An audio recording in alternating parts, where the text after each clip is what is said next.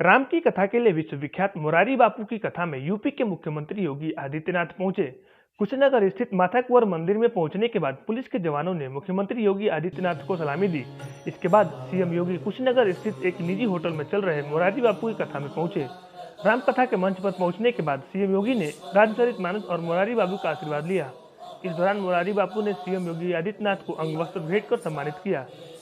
रामकथा के दौरान उपस्थित लोगों को संबोधित करते हुए सीएम योगी आदित्यनाथ ने कहा कि उत्तर प्रदेश धर्म की धरती है। यह भारत का हृदय स्थल है। राम और कृष्ण दोनों का जन्मभूमि यूपी में है। यूपी में ही बाबा विश्वनाथ की धरती है। गंगा और यमुना का पवित्र संगम भी उत्तर प्रदेश में है और सबसे बड़ी बात, भगवान बुद्ध से जुड़े कई स्थल भी उत्तर प्रदेश में है। इसलिए देश में उत्तर प्रदेश का बहुत अधिक महत्व है। सीएम योगी आदित्यनाथ ने कहा कि पूरी दुनिया पिछले 10-12 महीनों से त्रस्त थी। पूरी दुनिया की स्थिति खराब है। कोरोना ने बहुत नुकसान किया है। कोरोना अभी खत्म नहीं हुआ है, लेकिन अब यह अंतिम दौर में है। ऐसे में राम कथा सुनाने के लिए बापू कुशीनगर में आए हैं। सीएम ने कहा कि भगवान राम का कथा सुनने से कल्याण होगा, क्योंकि राम का नाम ही मोक्ष है।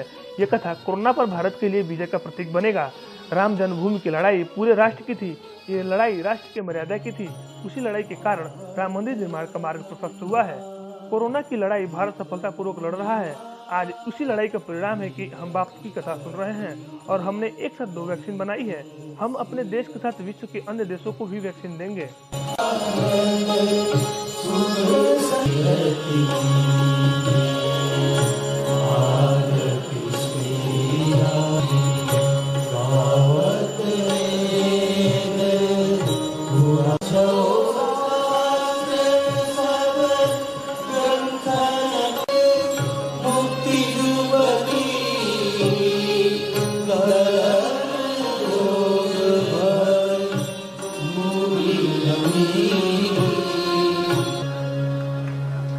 बढ़ा है। यही आस्था है जो उत्तर से लेकर दक्षिण तक, पूरब से पश्चिम तक पूरे। महात्मा बुद्ध भी कुशीनगर में ऐसे ही नहीं आए होंगे। इस कथा का आनंद लेने का अवसर प्राप्त हो रहा है। मैं इस अवसर पर आप सबके प्रति हृदय से आपको मैं बधाई देता हूं, अपनी शुभकामनाएं देता हूं। ये पावन धरती आज भी दुनिया के अंदर जीवन की वास्तविकता का एहसास कराता है। धर्म के वास्तविक मर्म को समझने के लिए हमें मजबूर करता है और मुझे बहुत प्रसन्नता है यहां पर बापू की इस कथा के माध्यम से यहां के मुसहर जाति से जुड़े हुए लोगों के लिए, गरीबों के लिए अनेक कल्याणकारी कार्यक्रम भी इस कथा के माध्यम से प्रारंभ हो रहे हैं। कथा तो वही है जो लोक कल्याण का माध्यम बने और बापू की कथा उसी लोक कल्याण का माध्यम बनकर के बुद्ध की वास्तविक शिक्षाओं को आम जन तक पहुंचाने का एक माध्यम भी बन रही है। मर्यादा पुरुषोत्तम भगवान श्री राम की मर्यादा को आम जन तक पहुंचाने का कार्य कर रही है।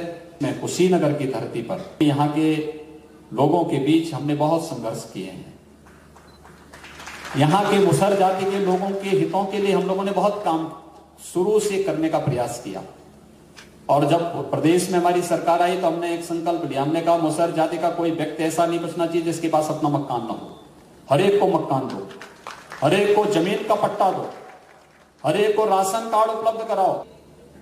एक तो धार्मिक संस्कार हमारे, दूसरा मर्यादा पुरुषोत्तम भगवान श्री राम के जीवन के वे उच्च आदर्श जो हमें निरंतर लोक कल्याण के मार्ग पर आगे बढ़ने के लिए प्रेरित करते हैं और महात्मा बुद्ध की पावन धरती के संस्कार जो हमें निरंतर इन सब क्षेत्रों में भगवान बुद्ध की वास्तविक शिक्षा को व्यावहारिक स्तर पर पहुंचाने का एक नया संदेश निरंतर देते हैं। उसी के बल पर हमें सब कार्य करने में सफल हुए हैं। कुछ दुनिया के देश थे जो कोरोना फैला रहे थे और एक भारत है वह कोरोना से बचाव के लिए वैक्सीन दे रहा है। आपने देखा होगा ब्राजील जब भारत की वैक्सीन पहुंची तो ब्राजील के राष्ट्रपति ने प्रधानमंत्री मोदी जी का धन्यवाद किन शब्दों में किया?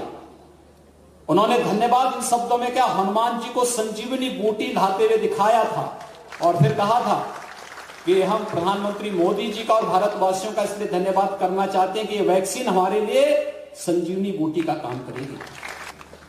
हमारे यहां लड़ाई कभी उपासना विधि की नहीं थी, कभी नहीं थी। हमारे यहां स्वतंत्रता थी इन सब बातों को लेकर के। हमने कभी भी अपनी बात को किसी पे जबरन थोपा नहीं,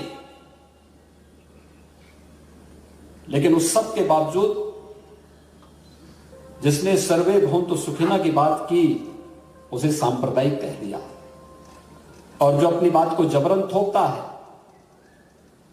उसे कहा जाता है कि यह व्यक्ति तो सेकुलर है, यानी हम कॉमनल हो गए, वो सेकुलर हो गए। यानी जिसको कॉमनल बोला जाना चाहिए था उसको सेकुलर कहा जाता है, और जो पूरी दुनिया के कल्याण की बात करता है, वसुधैव कुटुंबकम की बात करता है, करता ही नहीं बल्कि अवसर आने पर उस प्रकार की हकीकत करके दिखाता भी है, उसे सांप्रदायिक कह करके अलग थलग करने का प्रयास होता है।